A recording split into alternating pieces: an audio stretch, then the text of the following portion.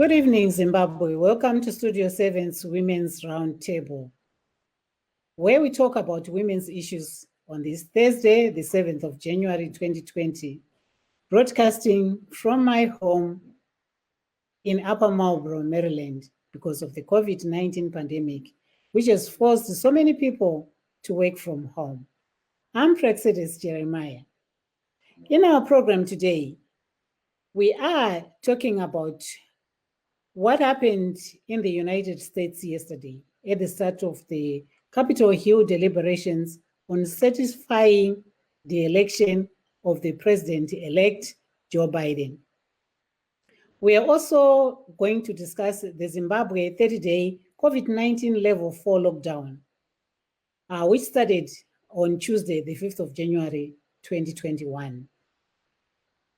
Siyalamukela zihlobo kuhlelo lwethu lwalamhlanje asiyihluzeni bomama emsakazweni weStudio 7 owe-Voice of America.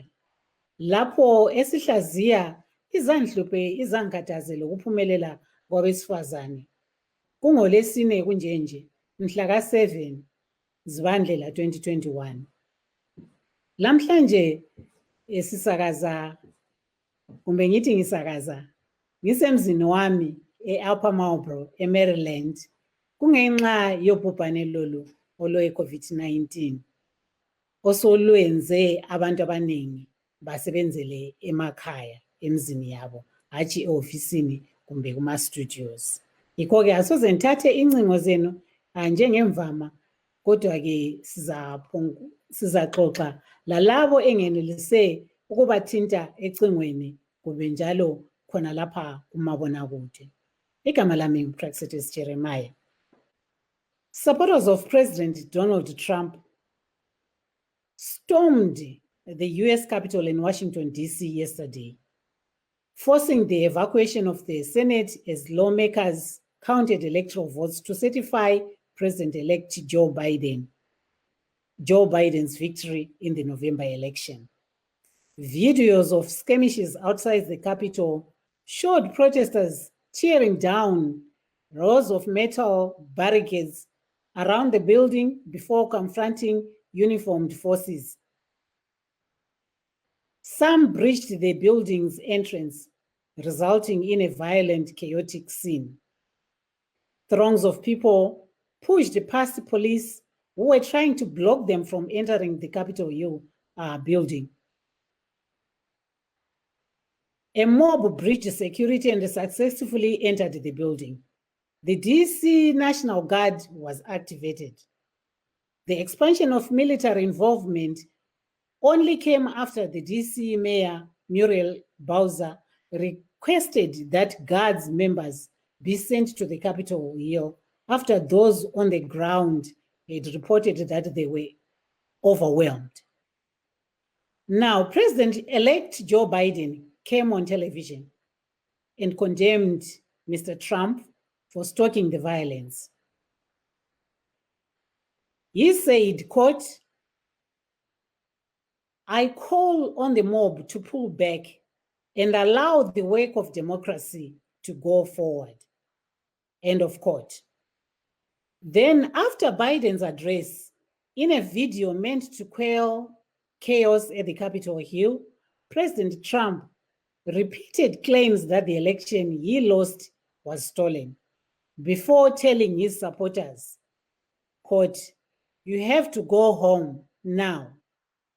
The video came after the national leaders, including House Speaker Nancy Pelosi and House Minority Leader Kevin McCarthy, called on Mr. Trump to send his supporters home after violence had erupted at the Capitol Hill. I know your pain. I know you're hurt. We had an election that was stolen from us. It was a landslide election, and everyone knows it, especially the other side. But you have to go home now. We have to have peace. We have to have law and order. We have to respect our great people in law and order.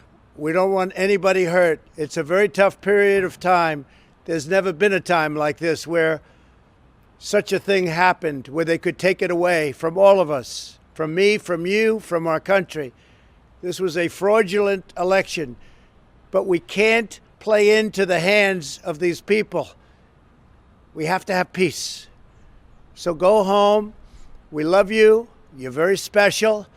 You've seen what happens. You see the way others are treated that are so bad and so evil. I know how you feel, but go home and go home in peace. That there was President Donald Trump, the President of the United States of America, trying to quell the chaos that had erupted between the police and his supporters. The protest didn't happen in Washington, D.C. only. As Congress convened in D.C. to certify the results of the presidential election, dozens of supporters of President Donald Trump also rallied in front of Los Angeles City Hall. They were all holding flags and carrying signs reading, "Stop the Steal." Members of the group stood along Spring Street, while others also circled the area in their vehicles. There were some skirmishes, clashes between those protesters and the law enforcement. Let's watch what happened in LA.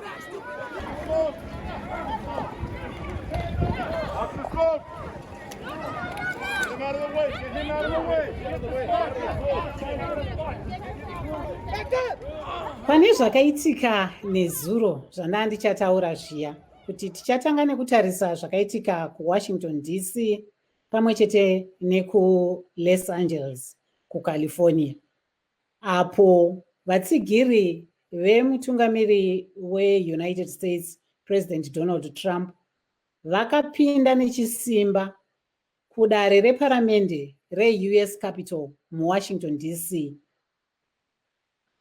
vachizvimanikidzira kuti vapinde mudare makange muri kutaurwa nezvenyaya kana kuti pakange pakuverengwa zvino mavhoti kekupedzisira mudare reparamende nevadare, maseneti nevamwe vose vanenge vari mudare reseneti, kuti vachinyatsotsinhidzira kuti President-elect Joe Biden vakanga vahwina zveshuwa muna November, apo pakaitwa sarudzo dzekutsvaga mutungamiri wenyika, vachikwikwidzana navaDonald Trump vange varipo pachigaro kwemakore 4 apfuura. Asi zvinhu hazvina kunyatsofamba zvakanaka, sezvo kubva pakaitwa sarudzo iyoyo pakabuda zvakabuda musarudzo iyoyo zvichiratidza kuti vaJoe Biden vakanga vakunda mumasarudzo iyi. VaDonald Trump havana kuzvigashira, vakaramba vachingoimba kuti vakabirwa mavhoti, saka ngazvidzokororwe. Vakaenda kumatare zvikadii kusvikira zuva ranhasi. Chiregaiko zvinezvi timbodzokera kuZimbabwe. Tinotarisa chirongwa icho chatanga, sezvo kutaura kwandaita pakutanga kwechirongwa ndatinini tichange tichitarisa zvekare nyaya yechirwere ichi cheCovid-19. As I said before, that we are not only going to talk about what happened in the United States yesterday, but we are also going to talk about the COVID-19 pandemic. So the Ministry of Health in Zimbabwe reports that it had 610 new cases of COVID-19 as of the 6th of January 2021, which was last night or yesterday, which brought the accumulated number of cases since the outbreak of the pandemic in the country to 17,804, including 11,966 recoveries, as well as 431 deaths. Zvino zviri kunetsa kuZimbabwe ikoko kuti vanhu isi zvikuru sei madzimai vange vachibhalansa pakati pekuti vanoshandira mhuri yavo sei kuti vawane chikafu, nekuti handi vese vari pamabasa, vamwe vakatorasikirwa nemabasa. Ruzhinji rweZimbabwe vanhu vaya vanozvishandira, vanoshandisa maoko avo kuzvishandira. Saka kana paitwa lockdown kudai, madzimai ndiwo anotakura mutoro wakaomarara wekuti zvino mhuri inodyei, vana vachaenda kuchikoro nei, iwo maPPE acho ekutenga mamaski, zvinhu zvese zvinongowira pamafudzi emudzimai, amai. Iko zvinezvi chiregai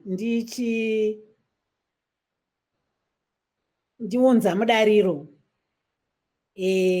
munyarikani wedu wezuva ranhasi, vanova ivo Mai Fiona Spikiwe Pfugwa, kuti vatitsanangurirewo kuti ivo semunhukadzi anoitawo mabasa ekungobata-bata apo nepapo vachingoraramisa mhuri yavo, zviri kuvabata sei madzimai muZimbabwe kuti vararame pasi pe30 day COVID-19 level 4 lockdown?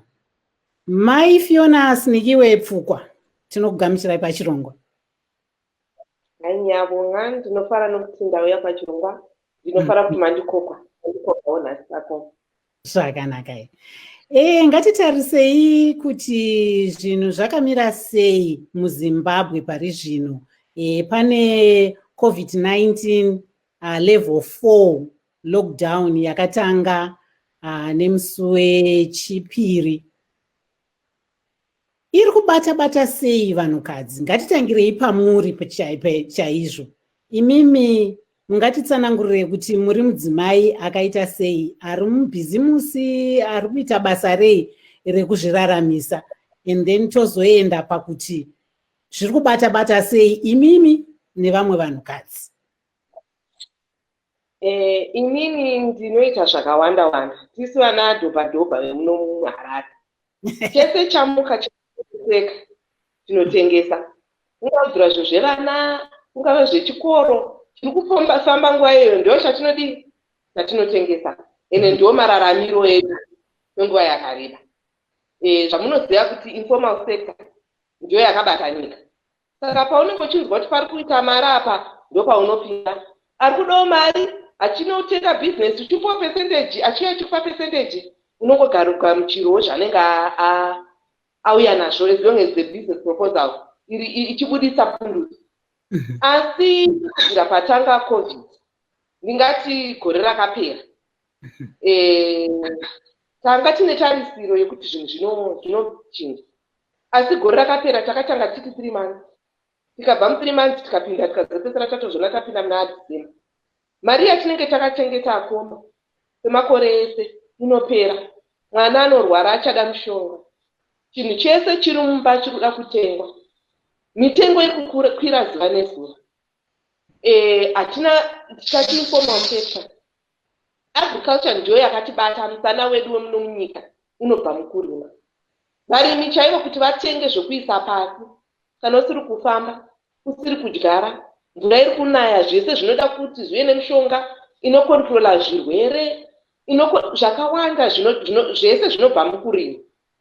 Izvozvi tiri kutaura, ndisati atombabva kuna December, izvozvi ndiri kutaura kuti varimi vavharirwa. Ndandiri kumbare nhasi, mapotatoes anga achita $10 3 days ago, sagara kuita $15. Madomasi, zvinhu zvakazara kumbare uko, hakuna vanhu vari kutenga. Kwakazara mapurisa, vanhu havasi kufamba. Saka kurarama chaiko kuti tidye domasi, kana usina mugadheni, hapana mararamiro auku. Gadheni racho noriita sei mvura yanga ichinesa, mvura yatozotanga kuna yeye zvinozvi. Domasi rinotora 3 months kuti ribereke. Saka tisatamboenda kure, ndiri munhu wechikadzi, chokuisa papoto ndinenge ndinacho, asi handina domasi, handina onion, handingapinde nenyama yega ine mafuta, inoda kuperekedzwa. upu hwacho unawo. Ko vari kumusha vari kurarama nei? Tambenge tichitobva mudrought. Gore rakapera tanga tisina kutomborima zvakakwana. Saka semunhukadzi tisi tikunyanyobatwa zvakanyanya. Zvakanyanyisa. Ana baba vanogona kubuda. Asi ini ndinosara nevana. Ndandine vana vaviri vanga vari kunyora. Mumwe akanyora zvakanaka Cambridge anyora. Ari kunyora zimseki. Vana kubvira gore rakapera vachiverenga vari mumba. Vanga vachida ma-extra lessons. Takachibhadhara ma-extra lessons. Anyora weCambridge ari nani akanirira maresults. Fungai uyo wegore rakapera mentally anenge akazvivharira mumba. There is so much anxiety. Mwari woti tinovhura dhoo. Uchingovhura dhoo arikumbobvunza nhai mama. Saka maresults achabuda rini? Nhai mama. That mental confusion kungovhiringika kwepfungwa kwemwana iyeye. Ini wacho handisi kutombori stable. Handisi kuziva kuti mangwana tichakwanisa kudya here. Mari yandaive nayo yapera mukudya. Ndichiti gore rino zvichaita zviri nani. Hapana chiri nani chikuita. Nokuti tinenge tine tarisiro. Zvino ichaita zvakanaka. Zvino COVID yacho lockdown zvayatanga muna January ako. Saka tianosvika hazvisi kutombozikana kuti zvichapera pai uye weni. Saka imi munoona kuti malockdown aya akanaka here, anoshanda here kudzivirira kupararira kweCovid-19? Kushanda anoshanda akomo. Nokuti dai tisina kuita lockdown last year, ndofunga dai tiri pakaoma. Ende dai takaviga vanhu zvakanyanyisa. Ende ndiri kuona kuti kufa kwevanhu neCovid gore rino ndingati mwedzi uno kwanyanya, nokuti munoziva kuti mahotels emuno muZimbabwe, maresort ese, matourism resort ese anga akadzikisa maprices. Vanhu vanga vakazara Victoria Falls, vanhu vanga vari kukarika, vanhu vanga vari kunyanga.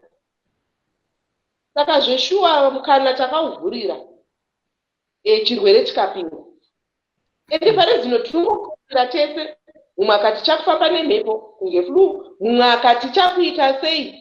Saka charunza chirwere chaicho hatisi kuchiziva. Asi ndofunga from holiday yese, December yese iyi, takavhura goni, chirwere chikauya chikapeta rusere. Chamo. Kunodoka kwezuva remusi wechipiri, takaona nhamba dzevanhu dzichikwira vakanga vawanikwa vaine coronavirus pavakavhenekwa neveMinistry of Health. Yakava pa 1365. MuHarare chete makanga muine 777. Chii chaizvo chamunoona kunge chakakwidza uwandu hwevanhu kudai? Kufarisa kwatakaita, kurelaxa kwatakaita. Takapombonoka pafestive season. Takafarisa. Ende nhamba dziri kutaurwa idzapo, mabvunzo wangu unenge uri wekuti makatesta, vakatestwa vakakwanisa kutesta. Kunotesta inini pachezvangu ndakaenda kunotesta neyangu mari nokuda. Handiti $60 so far ndaita kaviri $120. How many households in Zimbabwe can afford to go for testing? Saka vatestwa pavatestwa kupi? Kune kwemahara here kuri kutestwa? Vatestwa zvaita sei? Ko vari mudzimba vasina kutestwa vangani?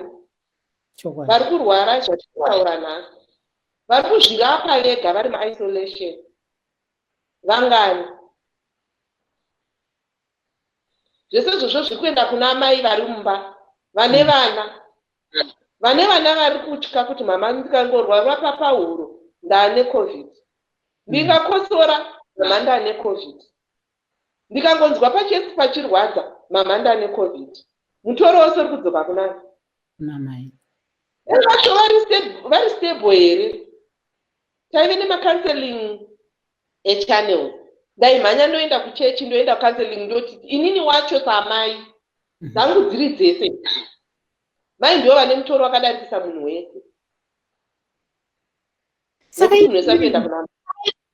izvi vari mudzimba ana mai vari kubatsirikana sei nedzipi nzira sezvo machechi akavharwa?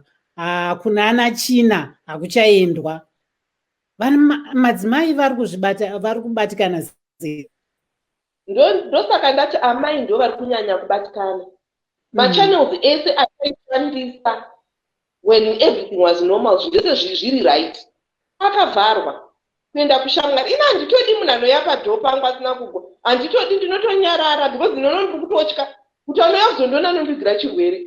Handitotomboda muyewo, ndinotovhara maketeni kuti ndiripo. Takuita hunhu hwatanga tisina nenyaya yekutya. Hatisiri vanhu vatanga tiri nenyaya yekutya. Ende nhasi chero munhu akauya achiti ndokumbirawo mari yechikafu, inini wacho handina. Takunyima, tane hunhu hwatanga tisina. Ende hapana zvatiri kungoita, tiri kungoenda pasocial media tongonzi kunatira. Nhasi ndatoona imwe yanga ichifamba yanzi natira nezvakati zvisingabvumirwe. Unotongoita zvese zvamuka. Muchauri kuda kupona. Malemon acho madhuriro ari kuita. Jinja yacho, garlic yacho. Kunatira kwacho hatizoti zvati kunatira zvine hazvisi kuti kwadza here. Ko kana covid yazopera. Ma-effects ezvinhu zvese. Muchiri kuyoka gore riya ratakambodya fangai. Ezvo zvingatitarisa vana vegeneration yetu nemazitumbu. Hatichaziva chakaita kuti tiite zvese izvozvo. Kuda ndiyo fangai iya. Ndozvatakuita izvozvo. Ma-home remedies atiri kuita hatisi kuziva effect yacho. Tiri kunatira mabhaketi eplastic. Hatisi kuziva kuti plastic haisi kuti affecta here nokupisa kwainenge ichiita. Saka zvese zvatiri kuita mangwana zvinogona kuzotikanganisazve. Tiri kungoti chese chamuka inyama. Chokwadi. Hoti-ke sichaphele ngale siye esiNdebeleni. Wena njengomama osakhulayo, kuliphatha njani kumbe ngithi uhlelo lolu olwe-COVID-19 level 4 lockdown oluqalise ngoLwesibili? Kuphethe njani abesifazane? Abesifazane siphathekile ende siphathekile kakhulu ngoba yitho esigcina imuli, yitho esikhangela imuli. Kusukela kubaba kusiye ebantwaneni, isihlobo nxa wendile nguye ungumama emulini naleyo. Umuntu yabe ufuna ukwelatshwa ufuna kumama, umuntu ofuna lokhu ufonela kumama. Ende umama usephathekile ngoba khathesi asisasebenzi. Lezi zinto esasizithengisa, izinto zonke thina kasila manufacturing phela lapha eZimbabwe. Into yonke ivele eChina. IChina ukuletha izinto lapha i-freight isi-double times 2 times 3. Ukuletha izinto eSouth Africa isibhodi ivaliwe. Labo malayitsha abasangeni lula. Izinto zonke sezingena bukhopho nesezibuya ama-crisis sendayo. Esekhwelile. Akade siyathengisa. Akusela umuntu osethenga isigqoko, akusela umuntu osethenga ingwane, akusela umuntu osethenga noma into yomntwana. Khathesi into imali yonke isisiye kudleni.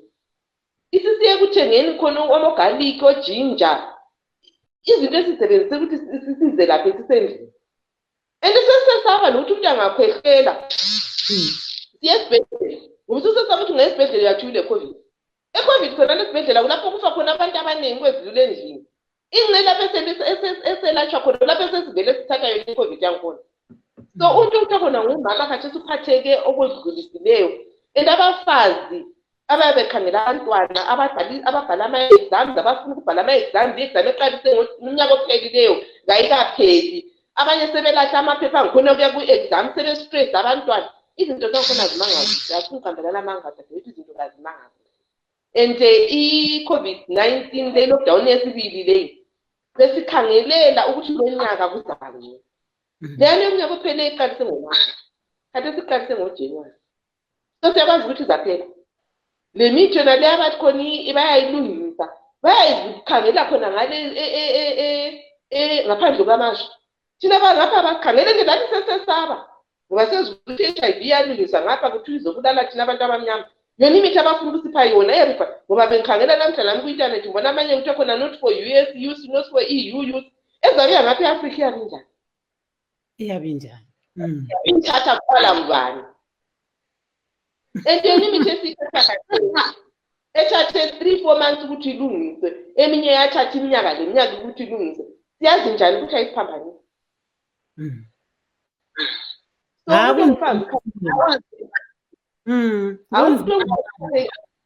Imuli ifuna ukudla, hayi kubaba ukuthi ufuna ukudla, uthi mama. Ikhanda ngibamhlungu ithi uthi mama. Kanti singiqeda khonapha ngiyabe sengisengutsheni sengizembathisile sengisithi khona lokho kubhaliwe konke sengizithunqisele. La lonke sengithunqisela ngapha khona kawathi. Kodwa yona i-lockdown ibona ngani iyanceda yini ukwehlisa ukumemetheka kokuthelelwana kwe-COVID-19? I-lockdown iyanceda okunzima ngoba iyasinceda kunyaka ophekileyo. Into esihluphile ukuthi ngekhisimusi lapha sakholisa sedlulisa. Sakhohlwa sasesicabanga ukuthi umkhuhlane lo awusekho. Umkhuhlane lo wasememetheka. Ukhona liyabazi into esilawe ezindlini.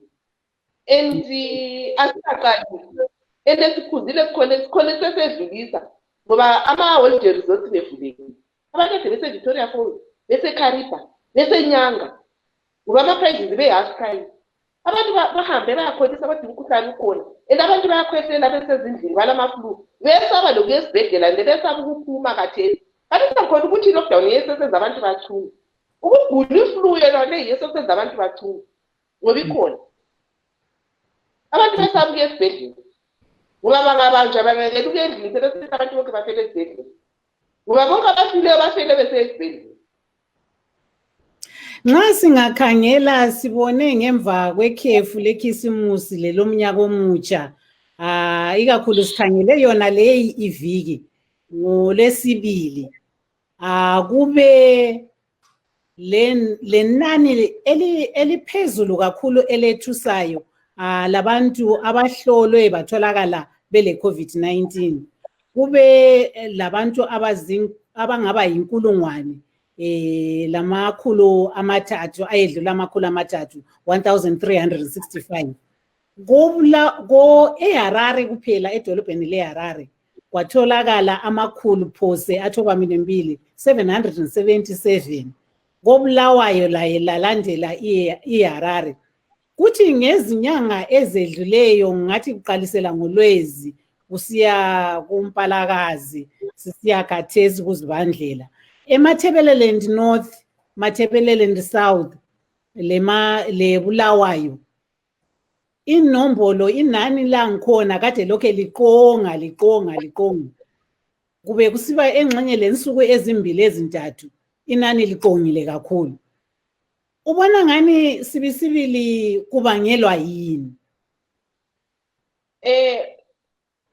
Umtatwethu singaze sikhangele amanombolo okhuluma ngawo. Malutshwane kakhulu. Ngoba uhulumende bona laba abathestiwe ngabe ngifuna ukwazi ukuthi babambe njani. Baningi abantu abangakwanisi ukuya test. Nahamba ngathethisa kabili. Imali engayibhadaleyo khonapho was roughly 120. Inani labantu abaseZimbabwe bakwanisa ukuya test. Kunendawo yini abantu free. So inamba ezikhona ezithestiwe zithestiwe kuhambe njani? Ngoba abantu abaningi abakathesti. Yikho kutshengisa ukuthi inamba iqongile ukwedlula inamba eliyithoyo. And into esisenza abantu bahlale ezindlini ukuthi bayakwazi ukuthi inamba ekhulunywe leyo ilutshwane. Abantu abagulayo baningi kwedlula inamba ekhulunywe. And into eyenza ukuthi umkhuhlane lo uqonge ukuthi ikhisimusi yathi sibuyile abantu bajabula bedlulisa.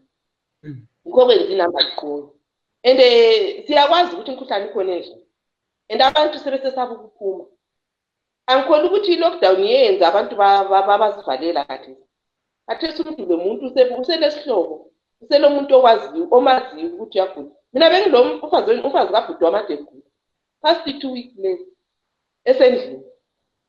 Abantwana bahamba bayathesta, ubhuti wami hamba wayathesta, baphuma bonke bengela COVID. Bathi umfazi ekhona esendlini, self isolation. Ngoba laba abahamba bayathesta ngoba babe le mali yakhona. Abangaleyo benzani ezindlini? And inani labantu abasezindlini abale COVID baningi kwedlula inamba lezi ezithestiwe. Ngakule ithuba lokuthi uhulumende athesta abantu mahara besiyamangala. Abantu baningi abagula. Beliza kwedlula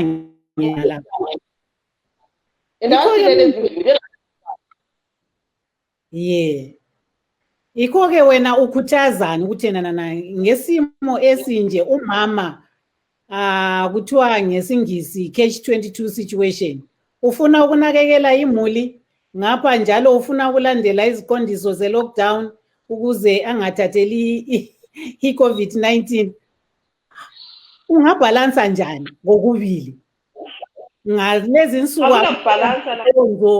akusela maclub, akusela mbuthano yokuthi uza kuyacela amacebo kwabanye omama. Kuhle kubi khathesi sekule nto okuthiwa khona ithiwa i-bonding ngesikhiwa. Lifuna lingathi abantwana khathesi selikhuluma selixoxa selixabana lilungisana lisezindlini. Akula ngelinye and ungafuna ukuphuma uthi wathi ngiphume phandle uzabuya la umkhuhlane. Into enhle nge-lockdown le ukuthi uyakwanisa ukuhamba ema-shops, uyakwanisa ukuhamba emsikeni eseduzane lawo. But ukugqoka imask khathesi afuna uqambela lamanga, kasigqokeni imask, kasigezeni izandla, kasenzeni khonokho esasikwenziwa kudala ukuzembathisa ingubo sizithungisele sizenzeni. Ama-home remedies silawo siyawazi asencede abaningi ngoba la imithi yesikhiwa yangikhona yena le isuke ezintweni esilazo ezindlini zina lezi. Amahlamvu amagwava, amalemoni, ama-avocado pear, amamango asinatheni asikwazi ukuthi sizasilelana. But umuntu kahlale ukuhamba kube kulutshwane. Awukwazi wathi izingulube.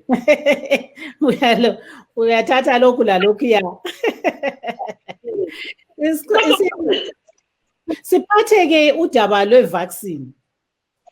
Libona ngani ngokuphathwa kwalo umsebenzi ngokuphuma kwayo isikhona lapha emazweni athuthukileyo kubomelika bo-UK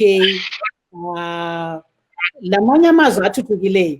Ubona ngathi izafika na eZimbabwe ngokuphangisa? Vele mina ngwami njengomfazi ose-Afrika angafuni ukuthi ifike. Kasikafika kabayithathe bona uqala sibone ukuthi izabenza izabafikisa. Sathini ukuyithatha sizakufa futhi ngayo basoke basiphe futhi imithi yokuthi siyelatshwe ngayo. Abaqale bona bathathe sibone ukuthi yabafikisa ngayo. Ngaso kukubi sizayithatha noma sifuna singafuni. Kodwa kabaqale bona bayithathe. Ukusenza omama babe ngabantu alolunya. Awusafuni ukuvakatshelwa, awusafuni ukuvakatha. Kodwa-ke ngezinye indlela njengokutsho kwakho sokulinika ithuba lokuthi libhonde njengemuli ubaba lo mama. Kodwa-ke ngasikhathi sinye kunemibiko ephumayo ethi kulokuhlukunyezwa kwabomama, kulokuhlukunyezwa kwabantwana ezindlini livalelene linjalo. Suke wezwa nalo ludaba? Khathesi nge-lockdown yesikole abantu abaningi balene kwalana sike banengi. Amadoda amaningi alembaziyo personal abantu abaseduze nami amadoda aphumile. Into le kayilula. Ilezinto ezimbi ebuye lazo eziningi. And abantwana anti emini la uyakuphume kumbe uyethengani uyayenzana abantwana ebusuku bayaphuma. Abantwana bazithwela abaningi ade bengafanelanga bazithwala abantwana abancane ama-form 3 ama-form 2 ngoba akusela entertainment. At least ngapha emadolobheni kungcono. Engathi emadolobheni angithi ukuthi noma emalokishini kwezinye indawo emadolobheni lapha abathuthuke khona kulama internet. At least abantwana bahamba ku-internet. Abasemalokishini bathwela besenza benga kungela abantu endleleni. So izinto ezimbi eziningi zenzakala kuma-lockdown. Zenzakala kuma-lockdown and kuzwisa ubuhlungu. Yeah. Ibuye izinto ezimbi eziningi. Yeah, but at the same time At the same time, there is a catch-22 situation. Women and mothers, how are they able to balance the two, maintaining social distancing, just not violating the lockdown regulations, trying to adhere to them. But at the same time, they have to look after their families. Economically, the economy at the moment is not really good in Zimbabwe or the world over, really. How are they coping and balancing the two? It's very difficult to balance the two at the moment. And starting economy, our Zimbabwean economy is agro-based. Everything that we have starts from agriculture. As a woman farmer, you want to go to the fields. You have a home in the urban areas. That's where most of the abuse now happens, because they are no longer at one place.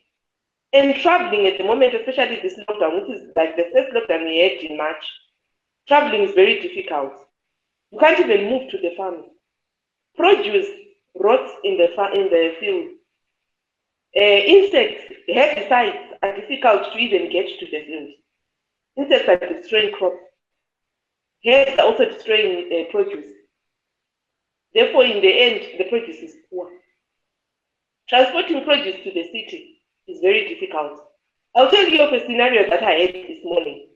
I went to Mbari today, wanted to buy potatoes that were only $10 just about 3-4 days ago. Today, that pocket is going for $15. And how much does an average Zimbabwean earn? Tomatoes were rotting. It's just a mess.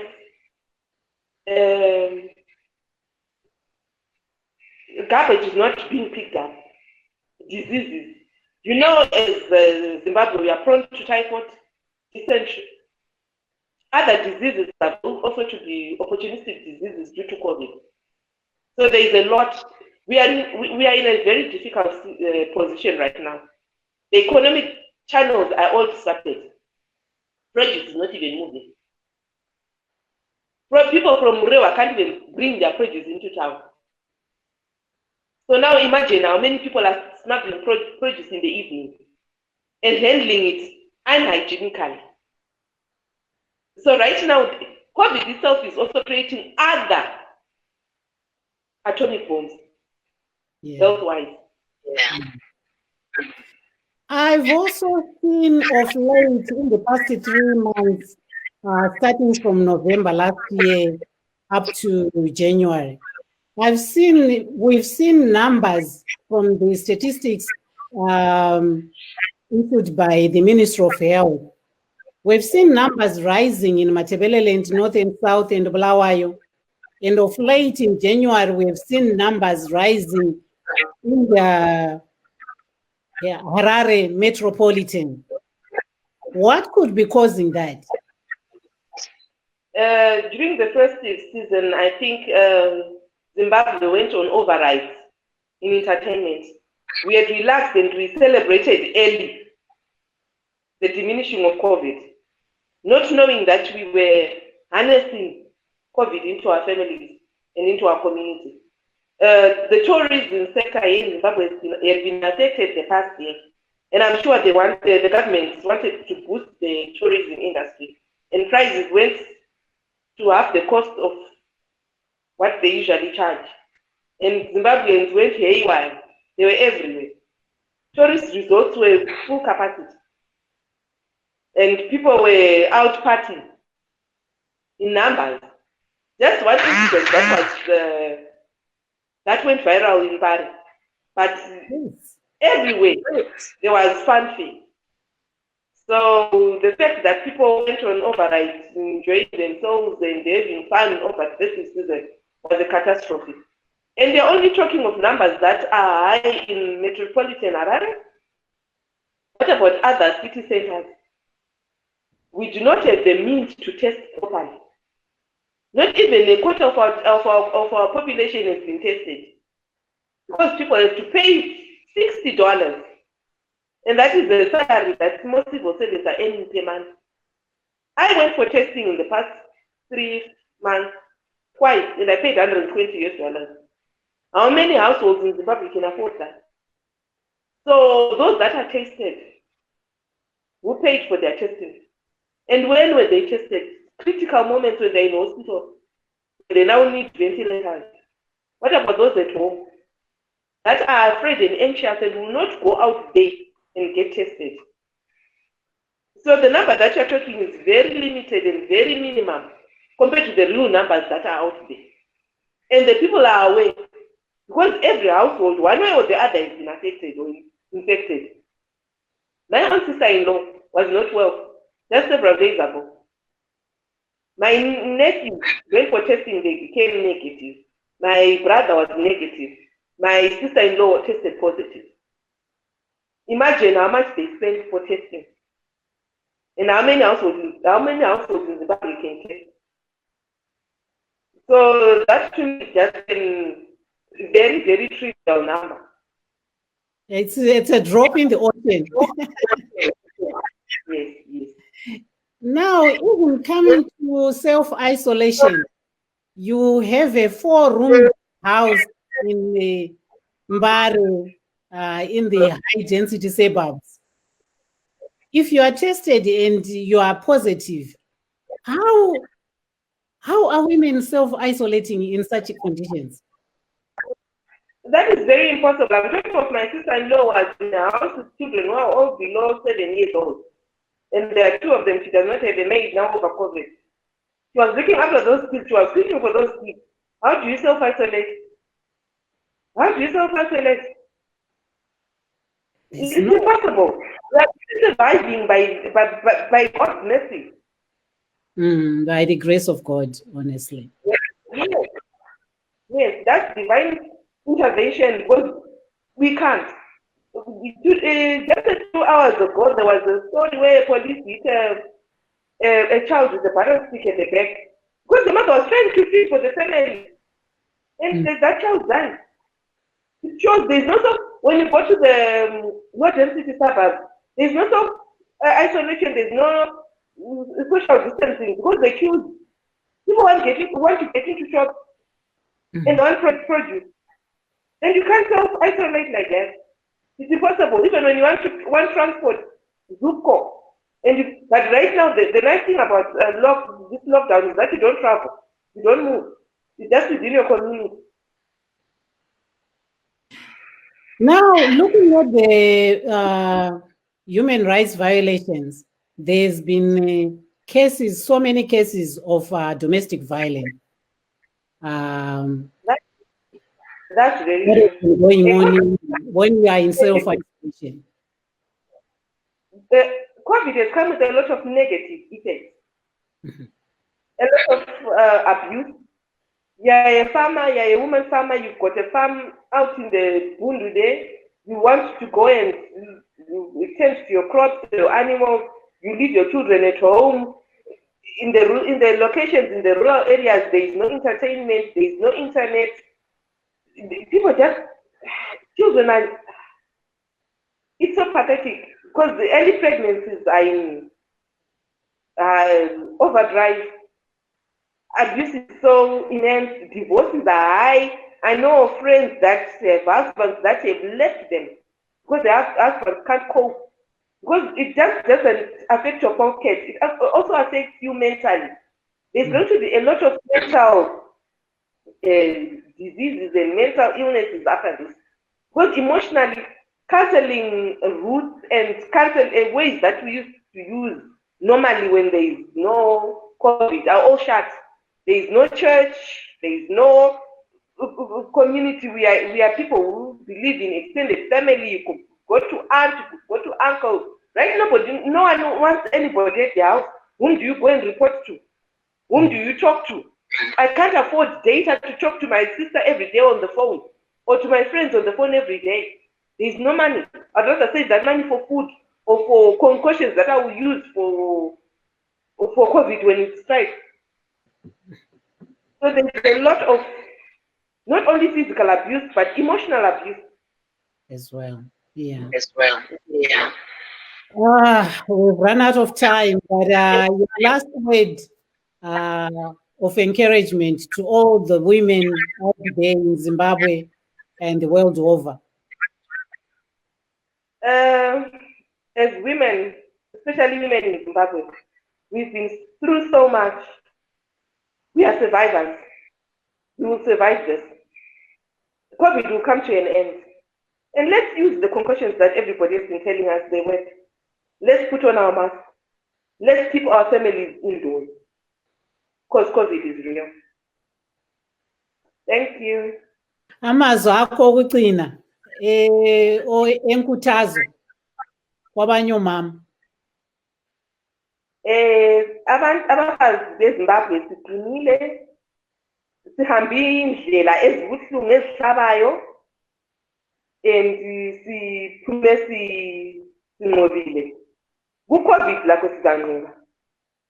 Ngasenzeni esikutshelayo siyakwazi. Okhokho bethu babesila njani. Khonokho esikutshela sikukhangelela phansi. Kasibuyeleni siye kusebenzisa kuzasenza sinqobe. Siqinile abafazi beZimbabwe, kasigqokeni imask, kasihlaleni endlini, kasigcineni iingqondo zethu zisendlini. I-COVID kayibuyi, siyayithatha. So kasiyekeleni ukuyayithatha sihlale phansi. Mazwi enyu ekukurudzira mamwe madzimai sezvo takatarisana nedambudziko kudai. Tinenge chingoda kungokurudzirana nekuti zvakaoma. And gore rino racho ra2021 tanga tichiti 2020 ngabheta aende. Asi 2021 wacho abva atanga muna January. Mazwi ekuridziro. Vakadzi vemuZimbabwe takashinga. Tiri vafundi. Ende tichakunda. 2008 semboti. Chikafu tinacho tiri kudya. Saka sekukunda kwakaita 2008 tichafunda. Asi ngatidzokerei muchinyakare chedu. Ngatishandisei zvinhu zvataiudzwa zvatinoziva zvaishandiswa nana mbuya vedu. Ngatinatirei. Munozviziva zvekunatirwa. Zvinoshanda. Asi chinhu chikuru ndechekuti COVID haiuye. COVID tinoenda kunoitora. Saka ngatigarei pasi nevana mudzimba, tipfeke mamasi, tinopona. Vasazenyu akadzipa baya. Aiwa, tinotenda maipfukwa nekuridziro yamaita uye nekutipa nguva pastudio 7 pawomen's roundtable. Ngatikurukurei madzimai asi ihluzeni vomama tichikurukura nezvakatarisana nemadzimai. Aiwa, tinotenda zvikuru. Aiwa, maita basa. Asiyambonga kakhulu unkosikazi Fiona Sinikiwe Pfukwa. Ebelesikhathi esihle kakhulu sokuthi sixoxe ngokudibana labesifazana eZimbabwe phansi kohlelo lolu oloyi-COVID-19 lockdown i-level 4. Ndange ndiri kutaura namai Fiona Sinikiwe Pfukwa, vanova ivo mudzimai ari mubhizimusi vanongobata-batawo vachitsanzira vachipandera mhuri yavo kuti inge ichirarama. Tinotenda zvikuru kuti mauya pachirongwa chedu chanhasi. Okwamanje-ke hoti ngitate ithuba leli lokunika abesifazane baseZimbabwe labo abaloke bephethwele nzima ukuthi banakekele izimuli zabo phansi kohlelo lolu ole-COVID-19 30 days ele-level 4 ele-lockdown. Asizweni bezikhulumela bodwa. Salubonani Mahlabezulu. Lo okhulumayo nguJothina Lusinga, yena ohlala eNjube ku-Ward 12 koBulawayo, engumunye wama-vendors. Nxa sikhangele indlela i-COVID ebuye ngayo, isuke yasiphambanisa kakhulu emsebenzini yethu thina esiphila ngokuzithengisela.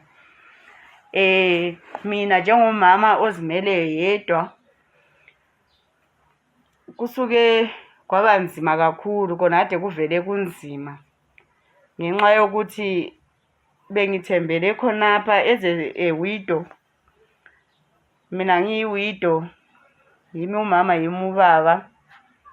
Bengiziphilisa, okokuqala bengiphila nge-preschool. I-preschool ithe ivalwa kubuya i-lockdown, kwathiwa sivale with immediate effect, savala last year yonke.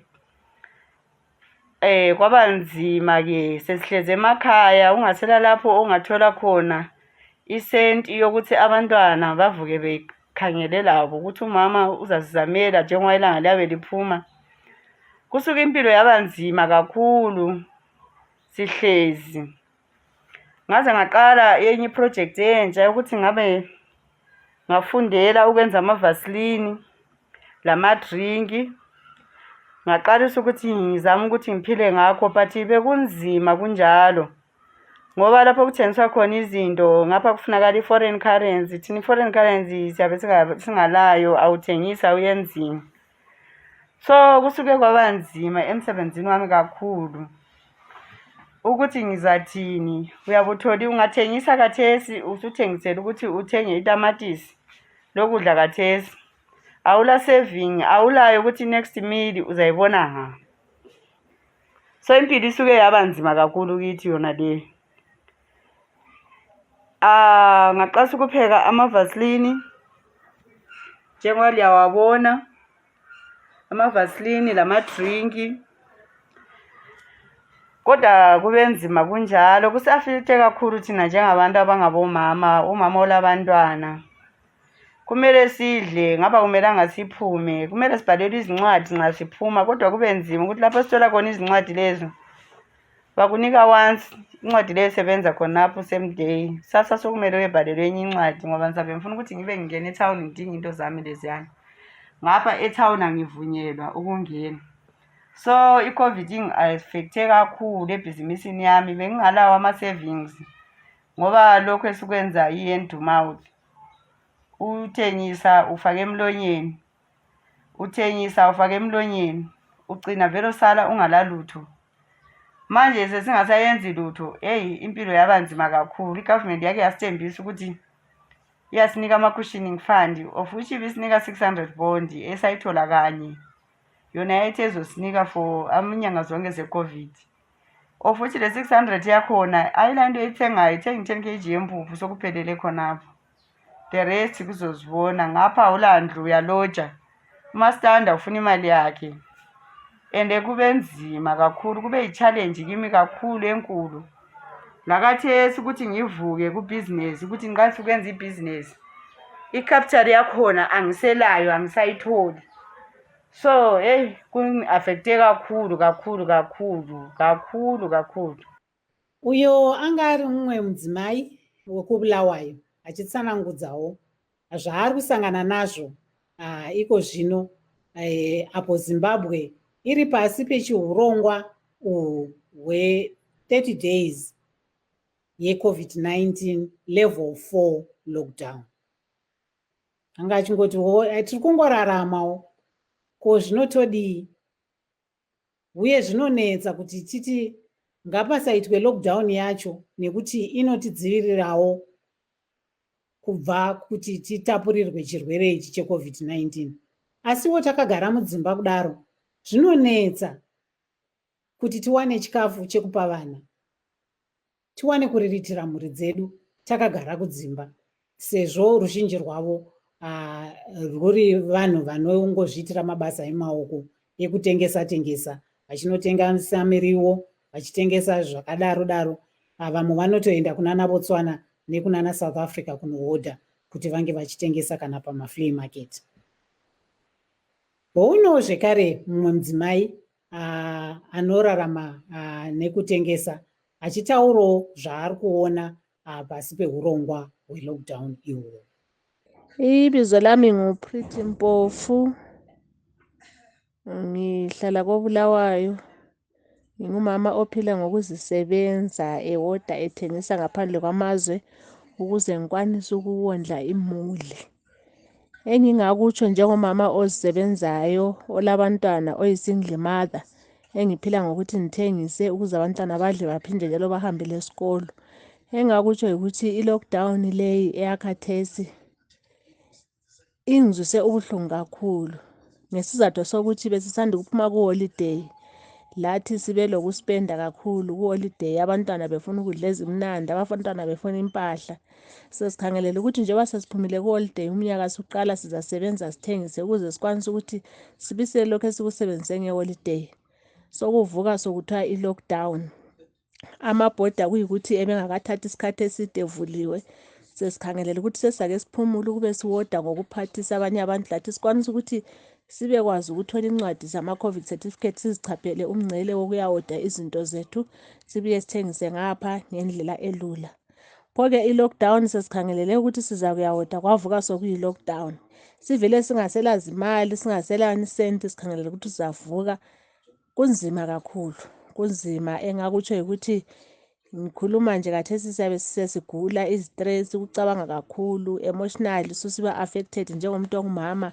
Akulayo nini, sispendile over Christmas sitshela ukuthi sizasebenza. Khathesi sesihlezi phansi, akula plan, asazi lokuthi siqalela ngaphi sisiya ngaphi.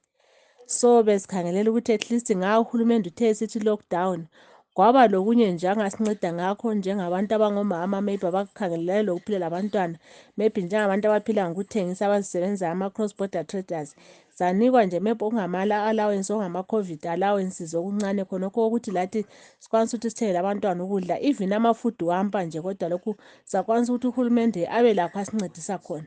Ayo anga ari mamwe emadzimai anorarama nekutengetengesa nemabasa emaoko, vachitsanangudzawo zvavari kusangana nazvo muupenyu pasi peurongwa hwelockdown muZimbabwe, kuti pange pachidzivirirwa kutapuriranwa kwechirwere cheCOVID-19. Haiwa hama dzinodiwa, hanzi chisingaperi chinoshura. Nhasi uno tasvika kumagumo kwechirongwa chedu chanhasi. Mbaweti kutiwa kusina kutetelwana, woti lami ngithetele kwabanye.